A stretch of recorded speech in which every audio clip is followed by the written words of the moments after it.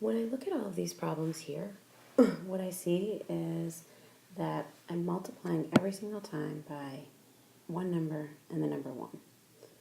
So I can see that, or sorry, here's 15 times the number 1, or 28 times the number 1. So every single time, anytime anything's multiplied by 1, this is so awesome for me. Such little work. So if I have here 8 times 1, I have 8. And then it's going to be 10 times bigger. So I put 1, 0. 6 times 1 is 6. 100, right? We know 6 times 100 is 600. 15 times 1 is 15, and it's 10 times bigger, so 150. And then this time it's going to be 1,000 times bigger. So 28 times 1 is still 28, but then I add the 3 zeros. So on all of these here, like we talked about yesterday in class, is that when I multiply by 1 0, I add 1 0. When I multiply by 2 zeros, I add 2 zeros. Again, here's 1 0 is 1 0. 3 zeros, I add 3 zeros. Okay, right now I'm going to ask you to try the first part of your worksheet, and you can do these problems here. When you're done, come over and have me check them. Okay, great. Now that you have a great idea of how multiplying by numbers that are powers of 10, like 10, 100, 1,000, but are actually bigger, like they're making the number bigger, the product bigger at the end. This time we're going to multiply by numbers that are less than 1, and we're going to see what happens to all of those. So I'm going to say it's the same exact thing here. 3 times 1 is 3. 8 times 1 is 8. 26 times 1 is 26. I mean, these are such great problems because I don't actually have to do any math.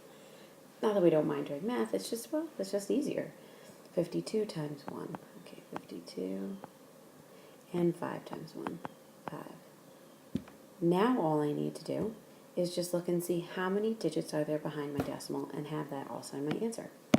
So let's say here I have one number behind my decimal, so I'm going to need one number behind my decimal in my answer.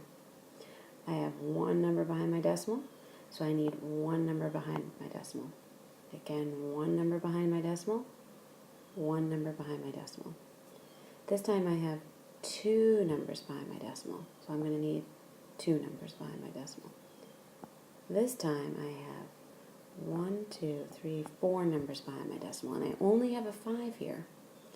I have to get 3 more digits behind my decimal rather.